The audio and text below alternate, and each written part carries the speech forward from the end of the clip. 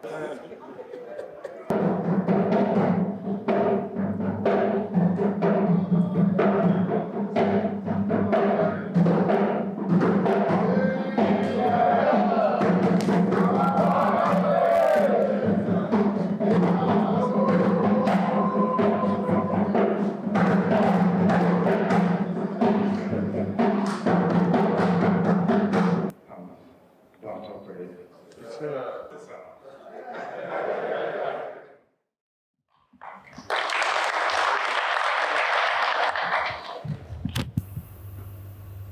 Majesty, let me start by most sincerely apologizing.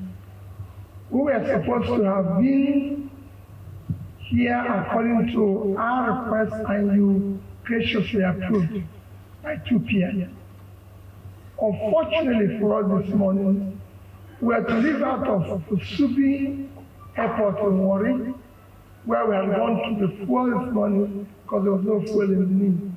And we were told that we couldn't leave because of bad weather for 3 hours. And that disrupted our entire movement because we had to go to Auchi, go to Rumi, and felt that this is where our ground event is. Even our people are still waiting for us. So we sincerely apologize. And I assure you, it will never repeat again. Also, this is official.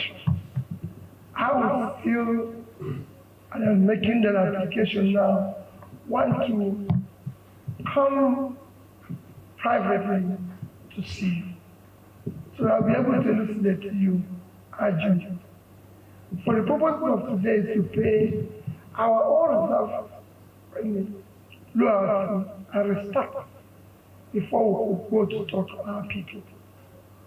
Our journey, I can't explain what we're trying to do at this point. I can only just mention, as one of the most respected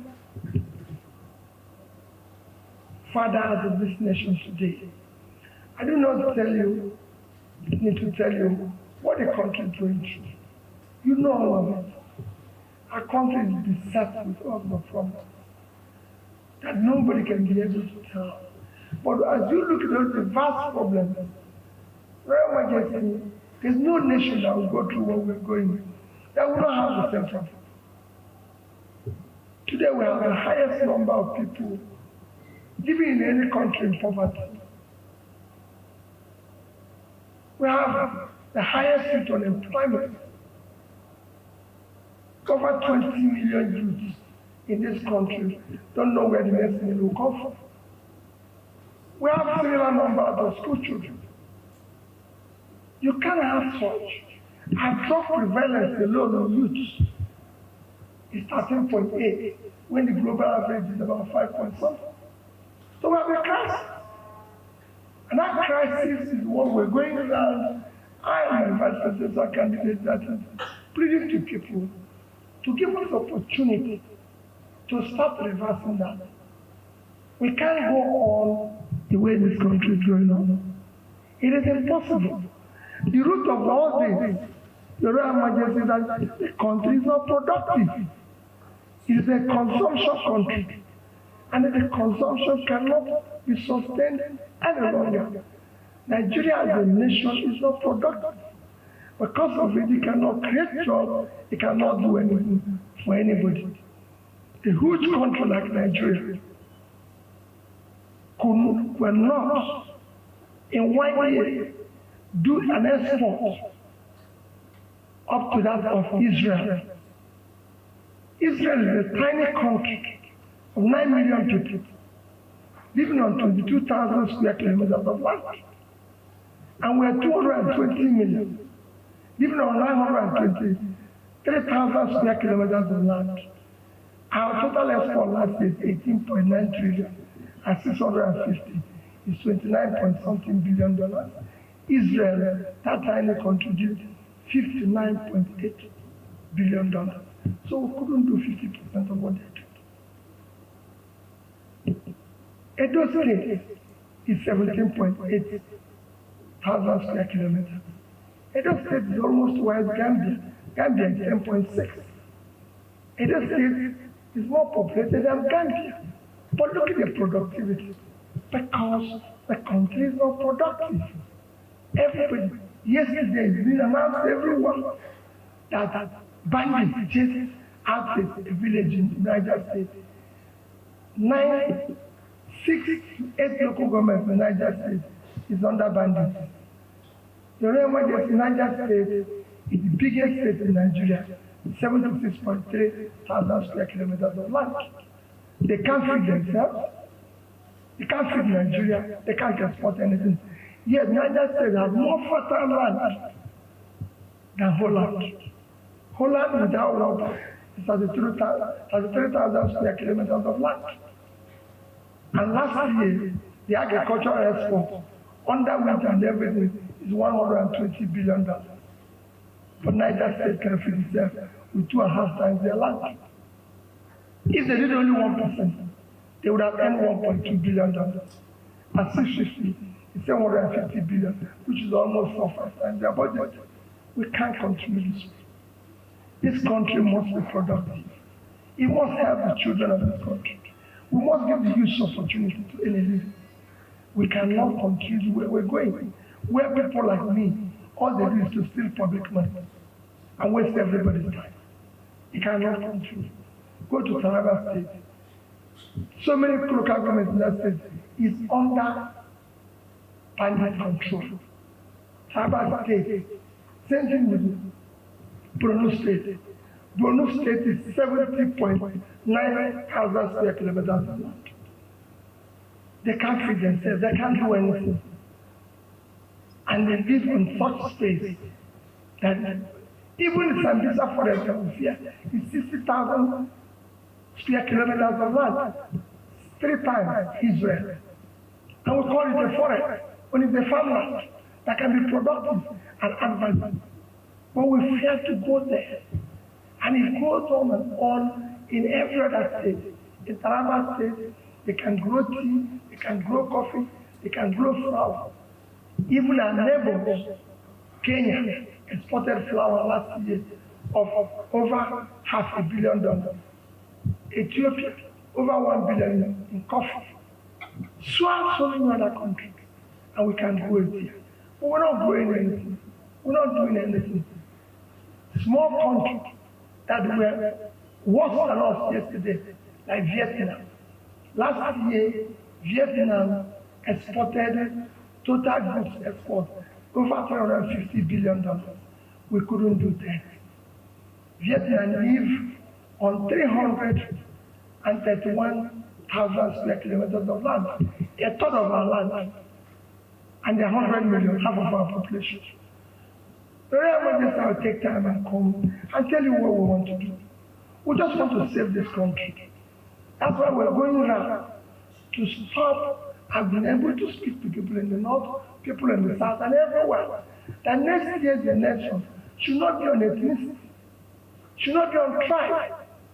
Out of 62 years of this country, 47 years, did not have any power. It has military Australia. Yet the temporary state is in the north. So there's something wrong. It should not be issue of religion. Muslims don't buy food cheaper. Where the mosque was built in London was a free land by the Queen. He's not a Muslim. Christians don't buy food cheap either. In Dubai, the emir of Dubai gave Catholic Church the land and built the church for them. Yet they're a Muslim. So nobody should bring religion here. And we don't want people, don't want people to vote for us because of where we come from. I don't want anybody to vote for me because I'm an Igbo man. No, but because I'm from the Southeast. We don't want pity. It's not my turn. It is turn of Nigerians to take back my country and run it like any other country. Not turn of anybody. I don't want this to be my turn. I want everybody who is contesting this election to come and tell us where it's coming from. What is he going to do? I've governed the state. My background is known to everybody. But it's not something, it's something I'm telling you private. But I've governed the state for 8 years. And I said that if you're talking about fighting corruption, Go to the state and government and ask them whether they are looking for a penny of their money. To even show that I've governed this faithfully. Your Majesty, I left office, I was not owing salary, pension, gratuity, no contract for ever executed job that was being owed by Anambra State. No supply was being owed by Anambra State. And I left in 3 banks, out of which your son is one of the managers of one. I left in Access Bank, run by my brother, Agboje. I left there $50 million, over 10 billion naira for Anambra State. I left the Diamond Bank, $50 million, over 10 billion naira. And I left the Fidelity Bank, $50 million, over 10 billion naira. And the day I left office, till today, Anambra has not bought me a bottle of water. Because I told them, no law. If you want to serve, you come and serve and go home. You must have another job before you come here. It is not, politics is not a job. It's a vocation that you come and serve and go home and go back to your job. And that's what I've been doing. So I'm appealing to people. We want the opportunity. My vice presidential candidate had built 2 universities. Personally, we're entrepreneurs. We went to the best schools in the world. So there's nobody who can tell us anything. Those who are serving the United States today, every country of the world, went to the similar schools that we went. So we can be able to say to them, if you're Prime Minister of Britain, if you sit on the and say, I'm an alumni of Oxford, I will tell you that Peter is also an alumni of Oxford. Those who say that from Cambridge will claim the same thing. Whatever anybody wants, we are the same. So if we can go to the same school and they are performing in their country, we want to perform here. We want to build Nigerians. We have a country called Nigeria, but we don't have Nigerians. We want to give the youth future. We have talented youth, too much energy. We want to put resources in their hands. We have vast uncultivated land in the north.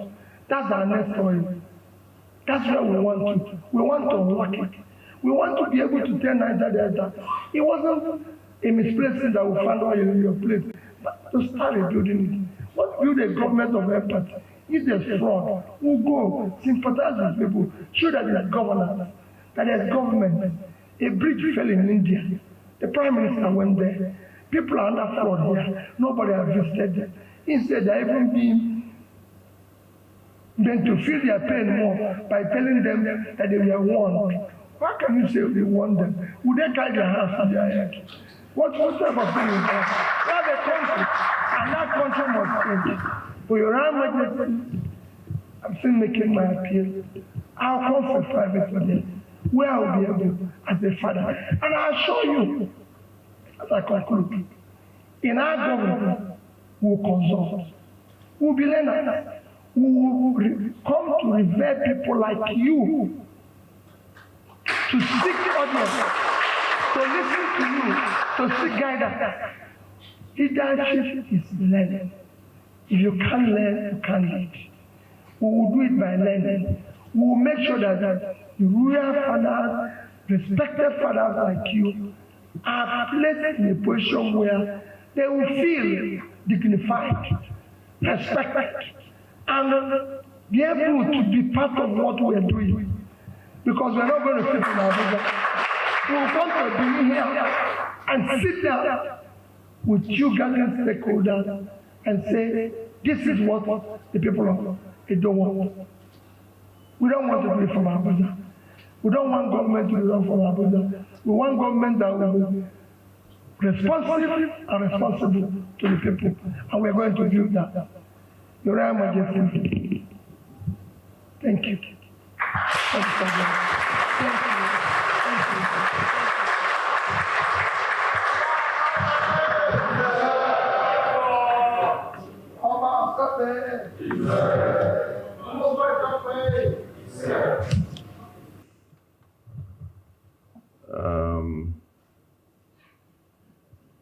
Just to ask you to please confirm one or two things, if it is possible to do it in the open. But we welcome you on behalf of my chiefs and members of the royal family here present. You're most welcome. Thank you very much for coming.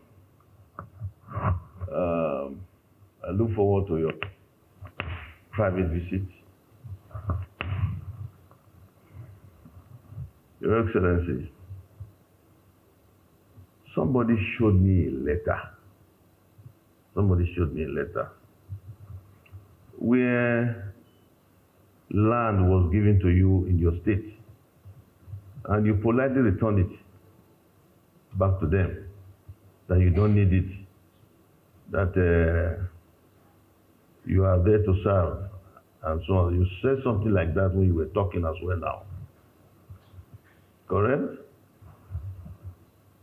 I wanted you to confirm. I saw the letter. I was wondering, is this social media?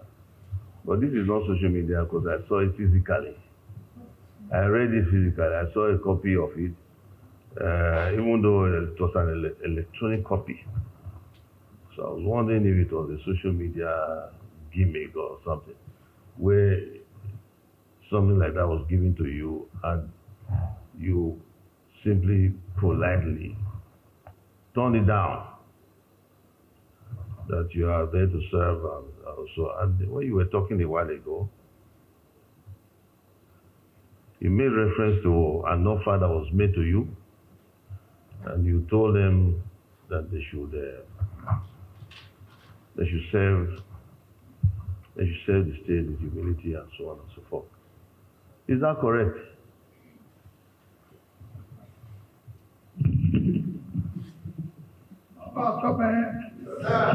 Please be upstanding. Precisely correct. Like I said before, that I had said it in my campaign. Your Royal Majesty said, if anybody sees a piece of land allotted to me, my wife, any of my family members, directly or indirectly when I was governor, I stopped campaigning.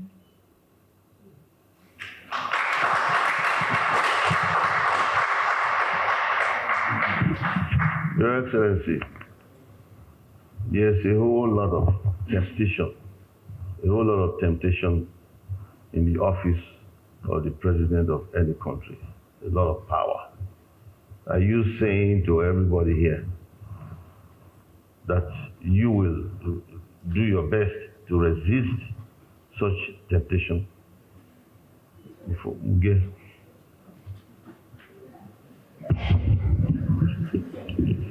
Your Royal Majesty, I and that have said that we must fight corruption. Corruption kills a society because it kills entrepreneurship. Nobody thinks in a corrupt country. It kills professionalism. We can't have professors paid 400,000 when we have councillors who are being paid over 2 million. No, we must reverse that. And it kills hard work. In a corrupt society, government officials or richer than business people. We must build wealth and enterprise. So we fight corruption. Everything is remaining.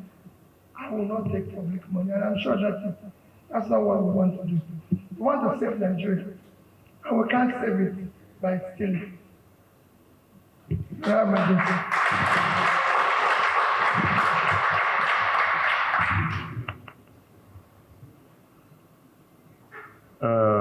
Your Excellency, I don't want to appear to put you before a panel of interrogators. However, for the vice presidential candidate, I understand I'm not sure he was fully introduced, because I also understand that he owns Base University. Is that correct?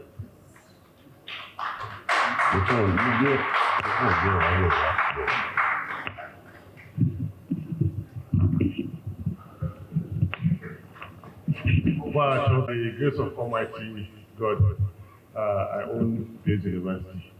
And mid this year, I was also licensed to have Baba Ahmed University. And Benin University has given birth to the biggest private hospital in Africa, Your Royal Majesty.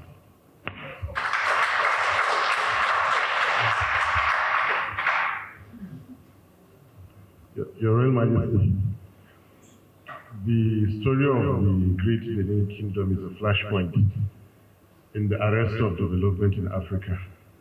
So when the artifacts were announced to be returned, immediately I jumped and I made contact with Germany. At this university is interested, Your Majesty, because about 300 years ago, your subjects who were able to do this artifact definitely could have by now, if not arrested, they would have developed the microchip, they would have gone to space. We're here to work with Your Majesty. And one of the stories my boss had was that when 360 members were offered the houses in Apple Village, I was the only one out of 360 that did not buy the house because I did not agree with the principle. Thank you, Your Royal Majesty.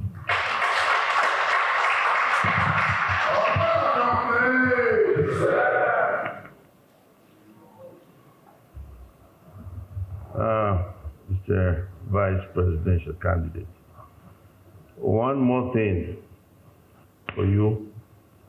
Your older brother is actually a member of Arewa.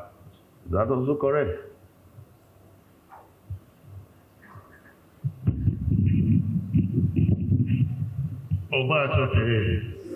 Your Royal Majesty, yes sir. Dr. Hakim Baba Ahmed is the spokesperson for Arewa Consultative Forum. Thank you. Thank you very much. So you can see, Your Excellency, that we try to keep up with current affairs, historical affairs, current affairs, and I will just carry on a little bit from here that I was informed that his older brother in Arewa also that the Arewa group is also very supportive of you, Your Excellency.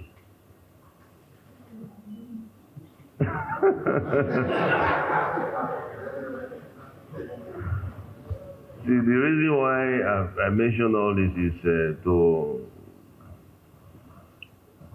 confirm what many people have heard, what we have heard, what we know. You know, they say that we don't leave the palace, but we hear many things here. You know, we hear many things. In Benin, there's a saying, an old adage, that the Oba has many information, gets many information from different angles of his body. So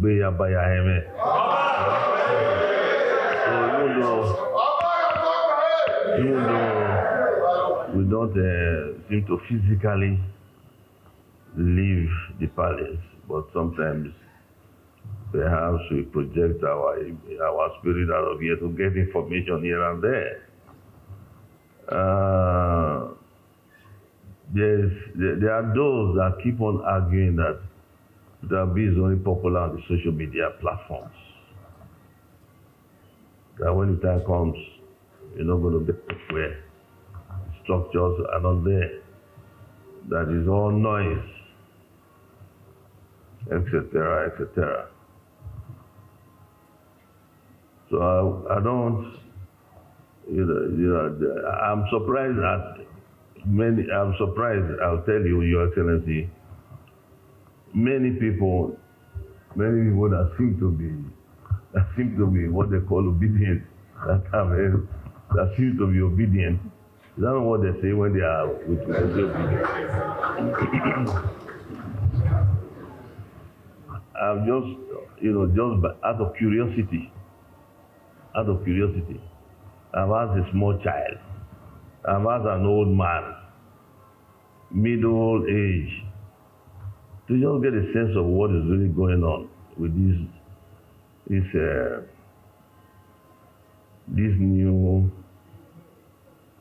new guy in town. Do you know Peter Obi? I will ask the little child. Little child. Surprisingly, they'll say yes. I said, how do you know Peter Obi?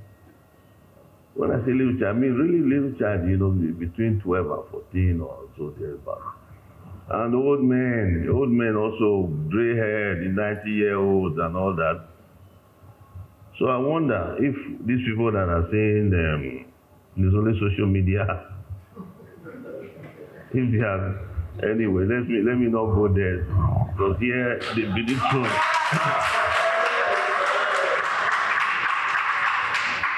So as I always say to everybody here that comes to us, we pray for everybody. We pray, we ensure we maintain neutrality. We ensure we tell everybody, drumming into their ears, that the Benin throne is non-partisan.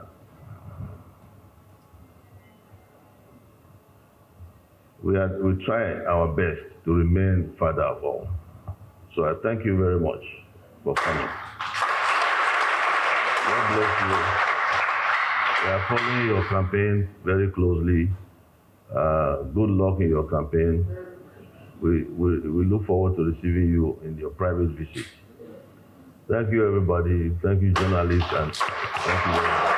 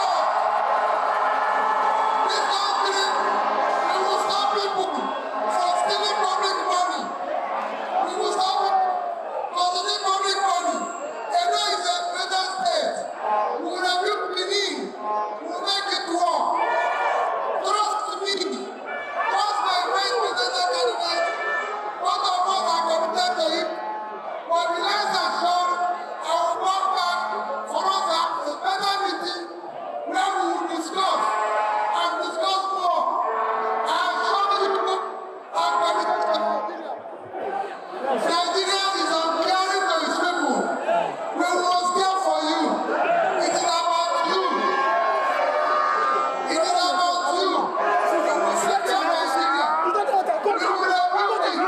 You will unite Nigeria. You will make it productive. All those people who are fearing about going to farm, everything, I assure you, Labour Party will stop it.